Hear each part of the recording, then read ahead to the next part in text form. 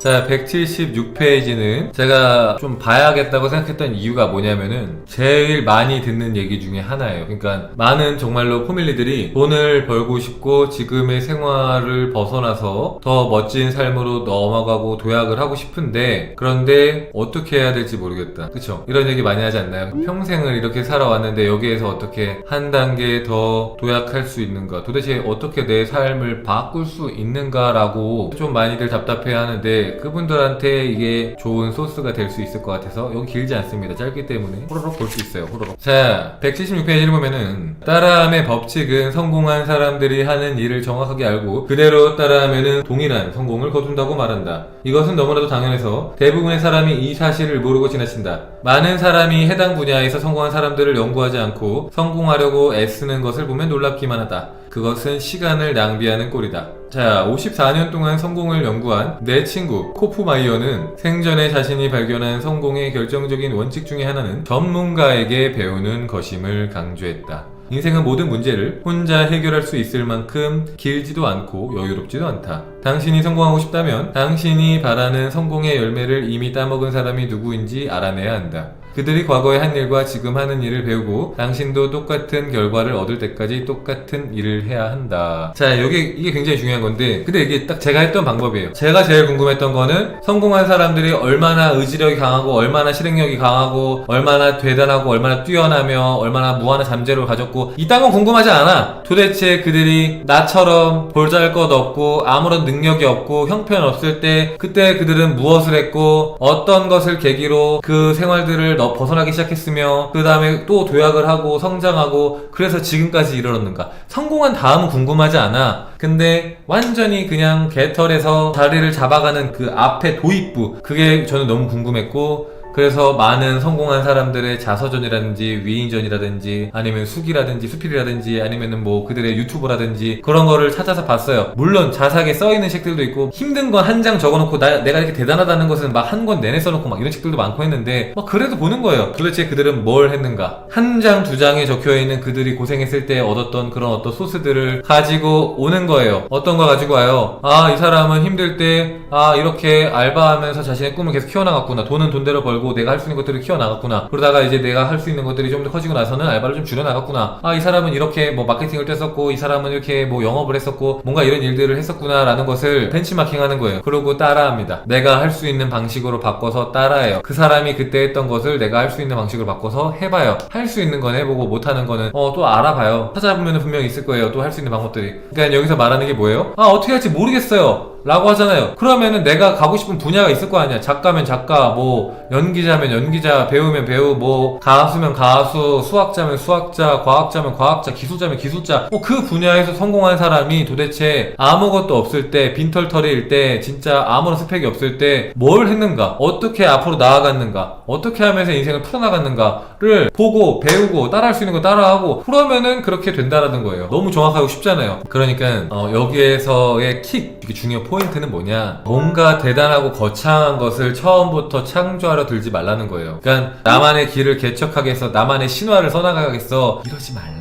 맨 처음에는 그냥 남들이 갔던 길 중에서 나도 따라갈 수 있겠다, 나도 해볼 수 있겠다 싶은 길을 따라가 보세요. 창조나 이런 것들, 뭐 나만의 길을 써가고 이런 것들은 나중에 해도 돼. 처음에는 기본을 닦아야죠. 기본은 비슷할 수 있다는 거예요. 기본은 누구나. 그러니까 이제 우리가 복싱을 해도 기본이 다져져야 되잖아요. 체력을 다지고 내가 잽, 원, 투 이런 주먹을 뻗는 거, 그거는 모든 선수가 똑같잖아요. 그죠? 그런 기본이 된 다음에 그 다음에 뭐 훅이니 뭐 위빙이니 그런 응용기들을 하는 거지. 기본도 안 되는데 백날 응용을 해봤자 부실하기 때문에 시합에 나가서 써먹을 수가 없다 이거예요. 마찬가지로 내가 지금 내 생활, 내 앞가림도 제대로 못하고 있는데 뭔가 나만의 뭔가 기적을 일으켜보겠다고 막 뭔가 환상 속에 젖어갖고 진짜 막 꿈속에 빠져서 망상을 하지 말고 남이 걸었던 길을 그냥 따라가면 그건 너무 쉽다는 거예요. 너무 쉽다. 왜냐면은 보장된 길이잖아요. 물론 사람마다 경우가 다르지만 여러 사람의 사례를 보다 보면은 그래 이건 나도 할 수 있겠다 하는 것들이 있을 수 있단 말이에요. 그쵸? 길이 굉장히 많기 때문에 수천만 명이 자수성가로 성공했고 각자만의 길을 만들어냈기 때문에 뒤에 따라온 사람은 첫 걸음은 그 길을 따라가도 여러분들이 말하는 그 뭐 월천이니 뭐 월 500이니 이런 것들은 얼마든지 할 수 있어요. 다른 사람의 길을 뒤에로 따라가는 것만으로도 얼마든지 할 수 있다고요. 자, 맨주먹으로 놀라운 성과를 이룬 사람들의 강연에 참석해라. 당신 자신의 아이디어를 가지고 혼자 출발하기 전에 그들이 닦은 기술과 능력에 숙달될 때까지 그들이 한 그대로를 따라해라. 부모님 덕을 본 게 아니라 그냥 혼자서 일어나서 뭔가를 일궈낸 사람들이 뭐 강연을 하거나 이러면은 다 쫓아가서 들어보라는 거예요. 그리고 그 사람이 한 그대로 따라해보고 흉내내보고 연구해보고 그렇게 해보라는 거죠. 이 다음 부분도 굉장히 중요한데, 자, 인류 요리사가 되는 데는 7년이 걸린다. 세계 최고의 요리학교는 제네바에 있는 스위스 요리학교다. 이 학교에 들어가면 처음에는 과일을 깎고 채소를 다듬는 일을 한다. 신입생들은 첫 1년 동안 신선도와 맛, 구조, 질감 등 과일과 채소의 모든 면을 섬세하게 감각할 때까지 내내 이 일만 반복한다. 이 뒤로 그들은 각각의 맛과 소스, 식재료, 고기, 음식 조합 같은 것을 수백 시간 동안 연구한다. 이게 정말 중요한 거예요. 그죠? 너무 하고 싶었던 말이 써있어갖고 진짜 너무 속이 다 시원한데, 물론 이제 듣는 여러분들 입장에서는 너무 하겠지만 잘 소화만 시키면은 이것보다 몸에 좋은 게 없습니다. 이게 진짜 보약이야. 보약 먹을 필요도 없어. 이 얘기를 잘 소화시키면 여러분들 크게 보약이랑 다를 게 없어요. 봐봐요. 7년의 과정을 마친 학생은 세계 최고의 요리사 중 한 명으로 졸업하게 된다. 이어 고급 레스토랑의 인류 요리사 밑으로 들어가 인턴으로 근무한다. 졸업 후 3년에서 5년이 지나면 이 요리사는 자립할 준비를 마친 것이다. 인류 요리사가 되는데 7년이 걸린대요. 근데 사실 정확하게 7년이 아니에요. 그죠? 7년 동안 배우고 나서 졸업 후에 3년에서 5년 동안 또 이제 누구 인류 요리사 밑에 들어가서 제자로 배운다는 거죠. 세계 최고의 호텔이나 레스토랑은 스위스 요리학교 졸업생들을 고용한다. 이곳의 요리사는 엄청난 돈을 받으며 재정적으로 독립한 상태에서 은퇴한다. 이들은 독창적이고 혁신적인 요리사가 되기 전에 전 세계의 인류 요리사들이 오랜 세월 배우고 전수한 것 그대로 요리의 모든 단계를 철저하게 교육받는다.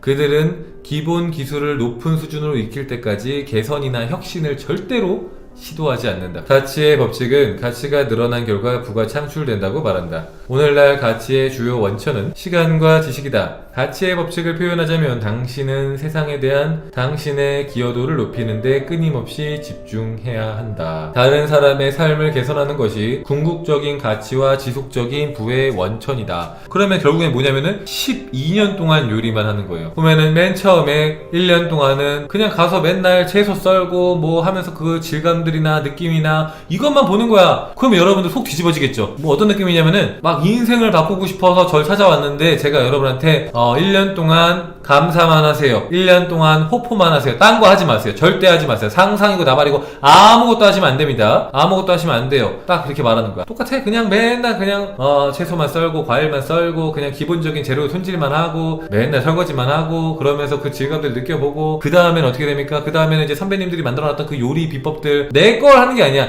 누가 알려준 것들을 몇백 시간 동안 계속해서 연구하면서 내가 그걸 잘 소화할 수 있도록 그 기본기를 다지고 또 다집니다. 그런 기본들을 다졌을 때 어떻게 된다고요? 재정적으로 독립한 상태로 은퇴할 수 있겠다. 무슨 말이냐면은 경제적 자유를 누릴 정도로 큰 돈을 벌게 된다. 어떻게 했을 때? 요리에 12년 투자했을 때. 여러분도 아시잖아요. 뭔가 어떤 분야에서 내가 그래도 좀 잘하려고 하면은 사실은 1, 2년으로 죽었다 깨나도 안 돼요. 맞잖아요. 그죠? 어떤 분야의 전문가가 1, 2년 만에 됩니까? 그죠? 보통은 진짜 짧아도 5년에서 10년, 길면은 막 15년, 20년을 해야 그 분야에서 그래도 전문가 소리를 듣는 거지, 잘하는 사람이 되는 거지. 한지 1, 2년밖에 안 됐을 때는 잘할 수 없는 거야. 그죠? 그러니까 내가 뭔가를 잘하려고 할 때 욕심 부리지 말라는 뜻이에요. 막 내가 이제 뭐 노래 배웠는데 1년 만에 가수가 되겠다는 꿈을 꾼다거나, 내가 이제 글쓰기 시작한 지 1년밖에 안 됐는데 내가 무슨 세계적인 작가가 된다고 생각한다거나, 말이 안 된다는 거잖아요. 그죠? 물론 세상에 불가능은 없으니까 가능성은 있지만 요행을 노리지 마라. 그러니까 물론 내가 요행을 노리지 않고 묵묵하게 가다가 보면은 생각보다 빠르게 뭐 6개월 만에도 1년 만에도 진짜 크게 성공할 수 있는 거지만, 근데 그런 것을 목표로 하고 그런 것만을 바라고 가지 말라는 거예요. 오히려 그런 것보다는 여기 딱 써있잖아. 마지막에 킥! 다른 사람한테 어떤 가치를 줄 수 있을지 그걸 생각하고 그걸 개발하라고 하잖아요. 그러니까 뭐예요 그게? 상생 아니야, 상생. 다른 사람한테 좋은 걸 많이 주면 줄수록, 그런 걸 줄 수 있는 사람이 되면 될수록 당신은 부자가 되고 잘 살 수밖에 없다는 거예요. 저는 이걸 너무 공감해요. 물론 여러분은 싫어할 수 있지만 이게 근데 실전 마음 공부기도 해요. 필요한 내용이었어요.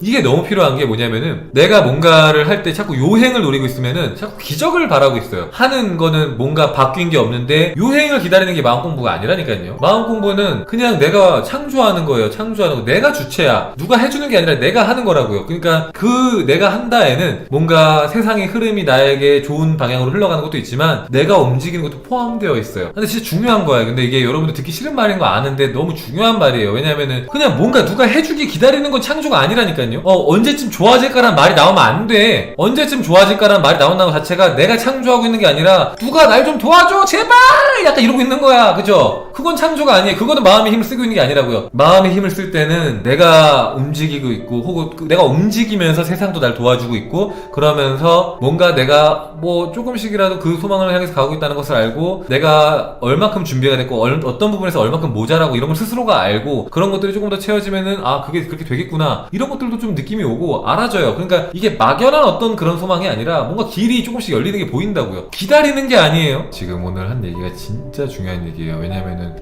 진짜 듣기 싫은 분들이 있다는 거 아는데 진짜 하늘에서 사과가 떨어지기를 아무것도 안 하고 기다리는 분들이 몇몇 분들이 있어요. 그러니까 자기 딴에는 뭘 한다고 하는데 마음으로 내가 원하는 소망을 쳐다보는 정도의 어떤 노력들을 하는데 아니야 그거 아니에요. 뭔가 감을 잘못 잡았어요. 막연하게 기다리는 게 창조가 아니라 절대로